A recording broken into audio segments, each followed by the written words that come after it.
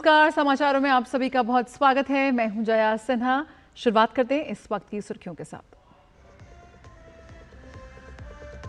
प्रधानमंत्री नरेंद्र मोदी ने किया जैन संत आचार्य विद्यानंद जी महाराज के जन्म शताब्दी समारोह का शुभारंभ। संस्कृति और विकास को साथ लेकर चलने का आह्वान। जल संरक्षण, एक पेड़ मां के नाम और स्वच्छता समेत 9 संकल्पों पर काम करने की दोहराई अपील। उपराष्ट्रपति जगदीप धनखड़ ने आपातकाल को बताया भारतीय लोकतंत्र का काला अध्याय। कहा, आपातकाल के दौरान संविधान निर्माताओं की सोच के साथ हुआ बड़ा विश्वासघात।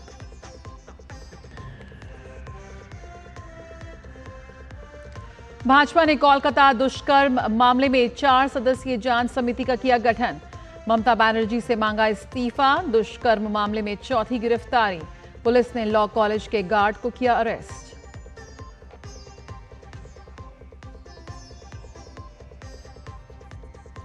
दिल्ली में छिपे 18 बांग्लादेशी गिरफ्तार। 5 ट्रांसजेंडर के वेश में पकड़े गए। मोबाइल में मिला प्रतिबंधित ऐप।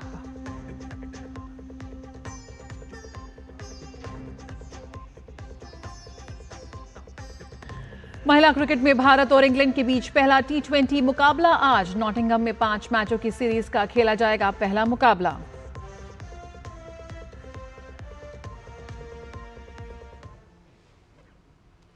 प्रधानमंत्री नरेंद्र मोदी ने आचार्य विद्यानंद जी महाराज के जन्म शताब्दी महोत्सव का शुभारंभ किया। दिल्ली के विज्ञान भवन में हुए कार्यक्रम में बड़ी संख्या में गणमान्य नागरिकों की उपस्थिति रही। पीएम ने इस अवसर पर स्मृति डाक टिकट, स्मारक सिक्का और आचार्य जी महाराज के जीवन पर आधारित पुस्तक का विमोचन किया। इसके साथ ही 1 वर्ष चलने वाले कार्यक्रमों का भी शुभारंभ हुआ। इनके अंतर्गत आचार्य विद्यानंद जी महाराज के जीवन और परंपरा का संदेश आगे बढ़ाया जाएगा। आचार्य विद्यानंद जी महाराज ने जैन दर्शन पर पुस्तकों की रचना की। उन्होंने प्राचीन जैन मंदिरों के जीर्णोद्धार और पुनरुद्धार में महत्वपूर्ण भूमिका निभाई। प्रधानमंत्री ने इस अवसर पर एक प्रदर्शनी का भी अवलोकन किया। इस महोत्सव में प्रधानमंत्री नरेंद्र मोदी को धर्म चक्रवर्ती की उपाधि से अलंकृत किया गया। पीएम को मानव कल्याण, विश्व शांति, पर्यावरण संरक्षण सहित विभिन्न क्षेत्रों में योगदान के लिए ये उपाधि दी गई। साथ ही राष्ट्र सेवा और समृद्ध सांस्कृतिक विरासत को आगे बढ़ाने में पीएम के योगदान का विशेष रूप से उल्लेख किया गया। आज इस अवसर पर आपने मुझे धर्म चक्रवर्ती की उपाधि देने का जो निर्णय लिया है, मैं खुद को इसके योग्य नहीं समझता। लेकिन हमारा संस्कार है कि हमें संतों से जो कुछ मिलता है उसे प्रसाद समझकर स्वीकार किया जाता है। और इसलिए मैं आपके इस प्रसाद को विनम्रतापूर्वक स्वीकार करता हूं और मां भारती के चरणों में समर्पित करता हूं। प्रधानमंत्री ने कहा कि भारत विश्व की सबसे प्राचीन जीवंत सभ्यता है। भारतीय दर्शन के स्रोत हमारे ऋषि मुनि, महर्षि, संत और आचार्य हैं। पीएम ने कहा कि आचार्य विद्यानंद जी मुनिराज भारत की इसी परंपरा के आधुनिक प्रकाश स्तंभ हैं। उन्होंने जैन इतिहास को भी उसकी सही पहचान दिखाई। जैन दर्शन और अनेकांतवाद जैसे मौलिक ग्रंथों की रचना कर उन्होंने विचारों को गहराई, व्यापकता और समरसता दी। मंदिरों के जीर्णोद्धार से लेकर गरीब बच्चों की शिक्षा और सामाजिक कल्याण तक उनका हर प्रयास आत्म कल्याण से लेकर लोक मंगल तक जुड़ा रहा। कार्यक्रम को संबोधित करते हुए आचार्य प्रज्ञ सागर जी महाराज ने प्रधानमंत्री नरेंद्र मोदी के नेतृत्व को सराहा। उन्होंने ऑपरेशन सिंदूर का जिक्र किया। भगवान महावीर स्वामी कहते हैं, क्या है अहिंसा राजा की और प्रजा की, ना छेड़ेंगे किसी को कभी और जो छेड़ेगा तो उसे छोड़ेंगे नहीं। जैसे जैसे जैसे आपने सिंदूर ऑपरेशन में करके दिखा दिया है। महाराज साहब ने कहा कि जो हमें छेड़ेगा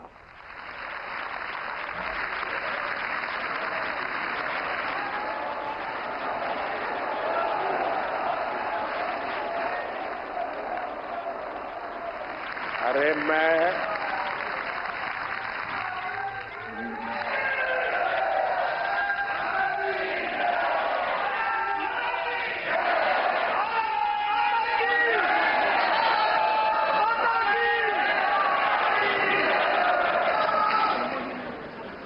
जैनियों के कार्यक्रम में हूं, अहिंसावादियों के बीच हूं और अभी तो आधा वाक्य बोला हूं और आपने पूरा कर दिया। उपराष्ट्रपति जगदीप धनखड़ ने एक कार्यक्रम के दौरान आपातकाल को लोकतंत्र का काला अध्याय बताया। उपराष्ट्रपति ने कहा कि आपातकाल के दौरान लोगों को सलाखों के पीछे डाल दिया गया, हमारे मौलिक अधिकारों को निलंबित कर दिया गया और संविधान की आत्मा को कुचला गया। During emergency, the darkest period of Indian democracy, when people were behind the bars, fundamental rights were suspended, darkest period for the constitution of the country. And in the process, if you deeply reflect, we are giving wings to existential challenges. These words have been added as Nasur. These words will create upheaval. Addition of these words in the preamble during emergency signal betrayal of the mindset of the framers of the Constitution. Jhansi में केंद्रीय राज्य मंत्री BL Verma आपातकाल को लेकर एक कार्यक्रम में शामिल हुए। इस दौरान उन्होंने कहा कि आपातकाल को बीजेपी काला दिवस के रूप में मना रही है और इस आपातकाल के दौरान जनसंघ से लेकर अन्य दलों के लोगों के साथ साथ आरएसएस पर प्रतिबंध लगाया गया। उन्होंने पूर्व प्रधानमंत्री इंदिरा गांधी को घेरते हुए कहा कि सिर्फ अपनी कुर्सी बचाने के लिए उन्होंने देश पर आपातकाल थोपा था। आपातकाल के लगने से जनसंघ से लेकर के हमारे अन्य पार्टियों के लोग आरएसएस पर प्रतिबंध लगाने से लेकर के जिस तरह से 21 महीने आपातकाल को जिस देश में झेला है और मैं कहूँ आपातकाल लगा आपातकाल लगने के पीछे कोई देश पर संकट नहीं था। न जाने कितने लोगों के नाखून खींचने से लेकर के बिजली के झटके लगाने से लेकर और ऐसे ही जेल में डाल दिया और उसमें लगभग 1,40,000 लोगों के लिए पूरा देश जेल खाना बना दिया। केवल भाजपा के जनसंघ के और पार्टी के नेताओं को जेल में नहीं डाला बल्कि आपकी प्रेस की आजादी पर भी करते। वैश्विक भू राजनीतिक तनावों और व्यापारिक अनिश्चितताओं के बावजूद भारत की अर्थव्यवस्था ने मजबूती दिखाई है। वित्त मंत्रालय द्वारा जारी मई 2025 की मासिक आर्थिक समीक्षा के अनुसार देश की आर्थिक वृद्धि की रफ्तार बनी हुई है और वित्त वर्ष 2025 में वास्तविक जीडीपी वृद्धि 6.5% रहने का अनुमान है। रिपोर्ट में कहा गया है कि ई-वे बिल सृजन, ईंधन खपत और पीएमआई जैसी संकेतकों में तेजी से आर्थिक गतिविधियों में मजबूती झलकती है। मई 2025 में औद्योगिक, सेवा और कृषि क्षेत्रों ने बेहतर प्रदर्शन किया है।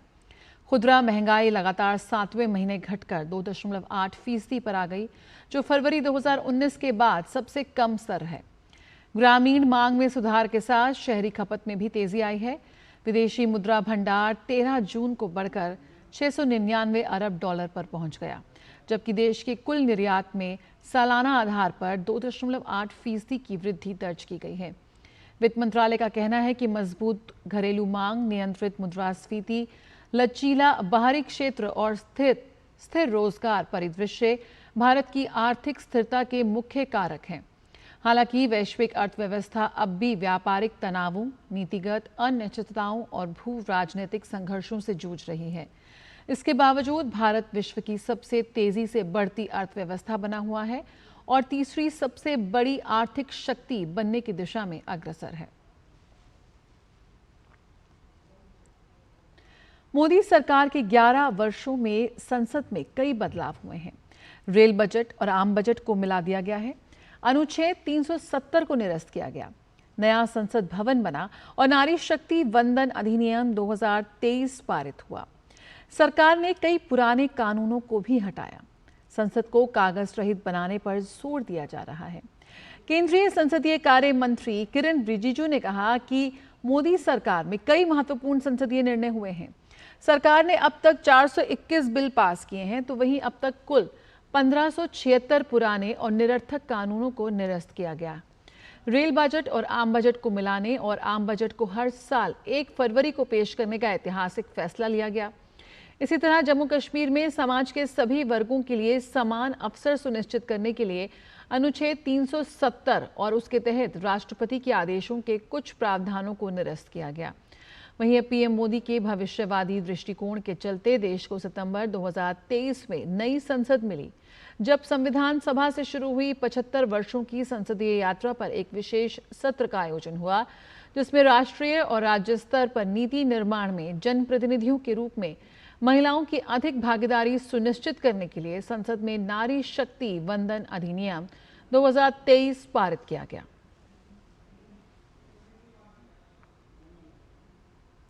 पश्चिम बंगाल की राजधानी कोलकाता में लॉ कॉलेज की छात्रा से गैंगरेप मामले में पुलिस ने एक और गिरफ्तारी की है।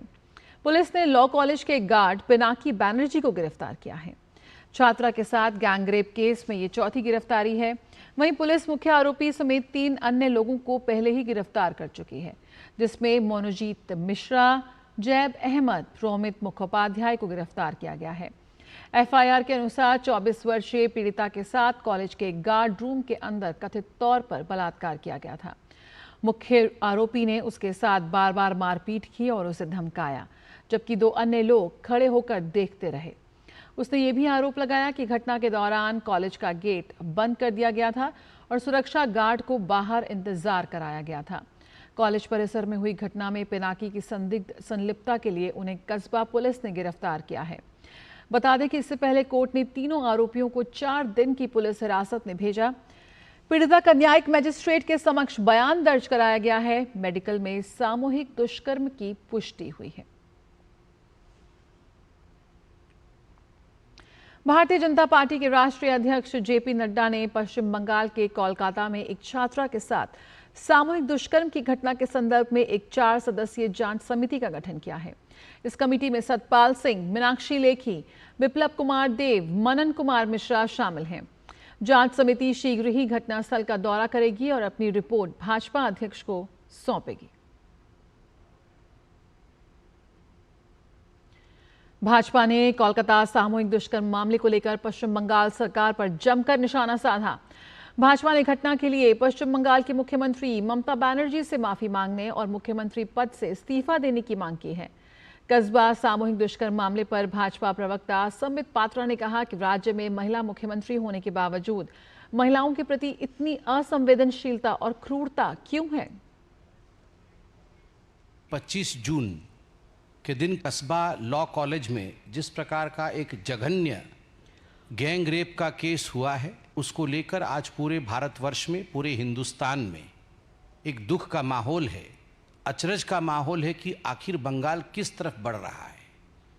रह रह के बंगाल से इस प्रकार की रेप की घटनाएं, चाहे वो आरजी कार का विषय हो, चाहे आज कस्बा लॉ कॉलेज का विषय हो, रह रह के उस प्रदेश से जहां एक महिला मुख्यमंत्री है, महिलाओं के प्रति संवेदनशीलता होनी चाहिए, वहां इस प्रकार की संवेदनहीनता, इस प्रकार की ब्रुटैलिटी आखिर क्यों है। और रुकेंगे एक छोटे से ब्रेक के लिए, जल्द हाजिर होते हैं। Assam tea and the culture around it is so unique and integral to the identity of Assam that we can't even think of Assam without tea. 200 glorious years of Assam tea. The saga will continue for many more centuries to come.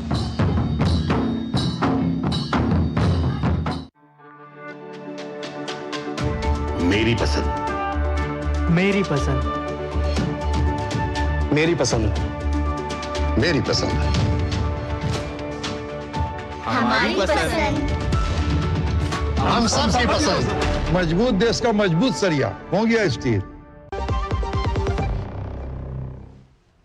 उत्तर पश्चिमी दिल्ली में विदेशी नागरिक cell की छापेमारी के दौरान 18 बांग्लादेशी नागरिकों को गिरफ्तार किया गया, जिनमें 5 ट्रांसजेंडर भी शामिल हैं, जो कई इलाकों में बिना किसी पहचान पत्र के गुप्त रूप से रह रहे थे। छापेमारी के दौरान आरोपियों के कब्जे से 7 स्मार्टफोन जब्त किए गए, जिनमें प्रतिबंधित IMO ऐप इंस्टॉल किया गया पाया गया और उस प्रारंभिक जांच में सामने आया है कि इस ऐप का उपयोग वे बांग्लादेश में अपने परिजनों से संपर्क बनाए रखने के लिए कर रहे थे। अधिकारियों ने तत्काल कानूनी प्रक्रिया प्रारंभ कर दी है और वर्तमान में विदेशी क्षेत्रीय पंजीकरण कार्यालय दिल्ली के समन्वय में इन नागरिकों के डिपोर्टेशन की प्रक्रिया जारी है।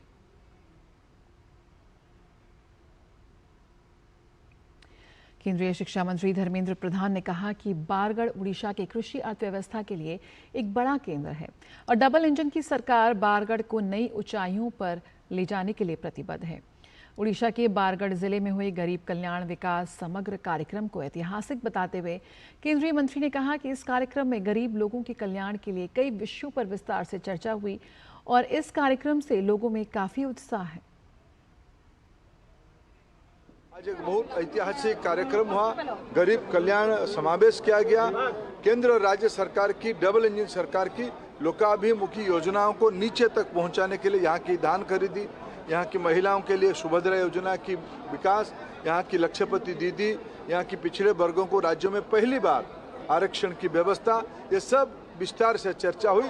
लोगों के अंदर काफी उत्साह है। बिहार में इस साल होने वाले विधानसभा चुनाव से पहले मतदाता सूची को अपडेट करने के लिए विशेष गहन पुनरीक्षण प्रक्रिया शुरू हो गई है। चुनाव आयोग ने शनिवार को जानकारी दी कि ये प्रक्रिया संविधान के अनुच्छेद 326 के तहत संचालित की जा रही है, जिसका उद्देश्य हर पात्र नागरिक को मतदान का अधिकार सुनिश्चित कराना है। आयोग ने बताया कि इस प्रक्रिया में सभी मान्यता प्राप्त राजनीतिक दलों की भागीदारी सुनिश्चित की गई है, जिससे पारदर्शिता बनी रहे और किसी भी तरह के पक्षपात की आशंका ना हो। आयोग ने स्पष्ट किया कि 18 वर्ष या उससे अधिक आयु वाले भारतीय नागरिक जो संबंधित निर्वाचन क्षेत्र के निवासी हों, मतदाता बनने के पात्र हैं। इस विशेष पुनरीक्षण अभियान के तहत मतदाता सूची में नए नाम जोड़े जाएंगे, अपात्र नाम हटाए जाएंगे और अन्य जरूरी सुधार किए जाएंगे। प्रक्रिया राज्य भर में सफलतापूर्वक शुरू हो चुकी है और इसे समयबद्ध ढंग से पूरा करने का लक्ष्य रखा गया है। भारत ने सामाजिक सुरक्षा के क्षेत्र में ऐतिहासिक छलांग लगाई है।